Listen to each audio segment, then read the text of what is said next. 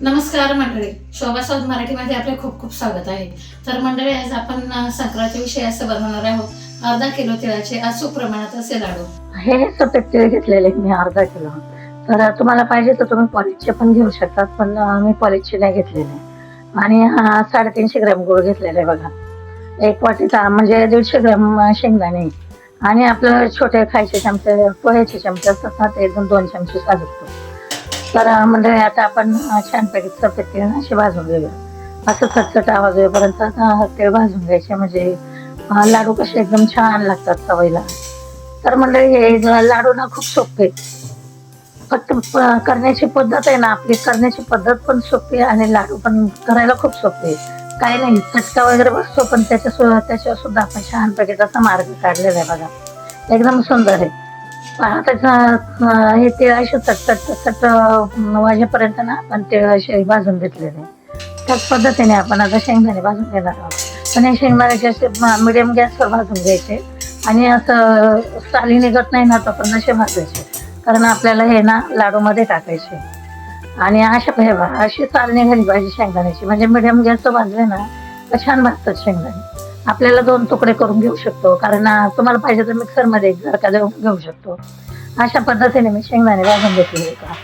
तर आपण हे लाडू आहे ना मंडळी, थंडीच्या दिवसात तर खूपच चालतात, पण संक्रांत म्हणून आवर्जून करावं, म्हणजे घरोघरी करतात. तर मंडळी, आपण थोडंसं तूप टाकून घेतलेलं आहे आणि त्याच्यामध्ये गूळ टाकलाय. आता हा गूळ पोगेपर्यंत आपल्याला छानपैकी ते करून घ्यायचंय.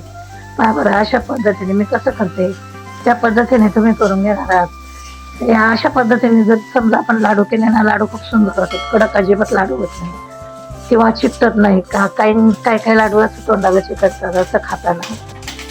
पहा आता पाक बारीक गॅस एकदम ठेवलेला आहे मी, मोठ्या गॅसवर पाक करायचं नाही. अशा पद्धतीने मी आता शेंगदाणे हे करून घेणार आहे. बरोबर, एकदम बारीक गॅसवर मी असं पाक करणार आहे, कारण मोठ्या गॅसवर केलं ना पाक कडक होण्याची शक्यता असते. आता मी म्हणजे तुम्हाला 2 पद्धत दाखवली मी, मिक्सरमध्ये पण टाकून दाखवलंय आणि वाटीने पण करून दाखवलंय. त्यात तुम्हाला जे आवडेल त्या पद्धतीने तुम्ही करू शकता. पहा बरं, आता आपला गूळ वितळलाय, थोडासा पाक झालेला आहे. तर आता आपण पाक झाला का नाही हे कसं ओळखायचं, आता मी ही कृती दाखवते तुम्हाला. पहा किती छान झालंय. आता आपला पाक हलवायचा, एकदा गूळ वितळला ना का असं पाक हलवायचं बंद नाही करायचा. पहा आता गोळी तर झाली, पण थोडासा 1 सेकंद आपण परतून घेणार आहोत, कारण म्हणजे एकदम व्यवस्थित होईल. आता अशा पद्धतीने गोळी झालेली, थोडंसं 1 सेकंद परतून घ्यायचं आणि लगेच आपण सफेद तीळ आणि शेंगदाणे टाकून घेणार आहोत. पहा बरं किती छान हे घेतलंय आपण. आता सगळं आपण एकजीव करून घेणार आहोत. एकदम लाडू करायला एकदम सोपे, जास्त वेळ नाही, जास्त तामझाम नाही, काहीच नाही.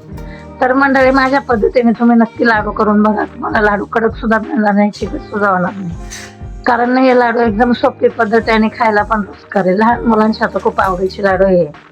शेंगदाणे मी अशा अर्धाले सगळ्याला, काहीच असं म्हणजे बारीक एकदम फक्त 1 राऊंड मारून घेतलेला आहे मिक्सरमध्ये, किंवा वाटीने असं आपण बारीक करू शकतो. आता आपला हा नंतर लाडू ना कडक होऊ नये म्हणून मी असं गरम पाणी ठेवलेलं आहे खाली. शेवटपर्यंत लाडू एकदम सुंदर होतात. आता हाताला चटके बसू नये म्हणून आपण असं वाटीतून पाणी घ्यायचं, थोडंसं हाताला चोळायचं, अजिबात चटका बसत नाही. याच पद्धतीने पहा बरं, आता असे लाडू करून घेतले ना ते इतके छान होतात ना का, म्हणजे आता तुम्ही बघू शकता पहा किती लाडू मस्त वळालाय. आणि गरम, आता थोडंसं मी पाण्याचा हात लावून घेतलेला आहे हाताला, तर असं म्हणजे थोडंसं पाणी चळून घेतलं ना का अजिबात चटका बसत नाही. पहा बरं किती छान झालं लाडू. आता तुमच्या समोर पटकन गॅसची कढई खाली आणि हे लाडू ना गरम गरमच वळावे लागतात. पहा किती छान झाले आपले लाडू. पाहू मंडळी, आपले लाडू किती सुंदर झालेले आहे, एकदम मौसूल खुशीत आणि छान झाले. चिकट न होणारे असे लाडू आहे आपले, इतके सुंदर झाले, चविष्ट पण खूप छान झाले. तर मंडळी, माझ्या पद्धतीने तुम्ही नक्की एकदा हे लाडू करून बघा. अजिबात लाडू कडक नाही, कारण आपण जो पाक करतो ना त्या पाकावर आपले लाडू असतात. इतका सुंदर लाडू झालेला आहे ना, तर तुम्ही खरोखर माझ्या पद्धतीने करून बघितलं तर नेहमी तुम्ही माझ्याच पद्धतीने करणार, ही नक्की म्हणजे गॅरंटीच देते मी तुम्हाला. तर मंडळी, व्हिडिओ आवडल्यास लाईक करा, शेअर करा, सबस्क्राईब नक्की करा.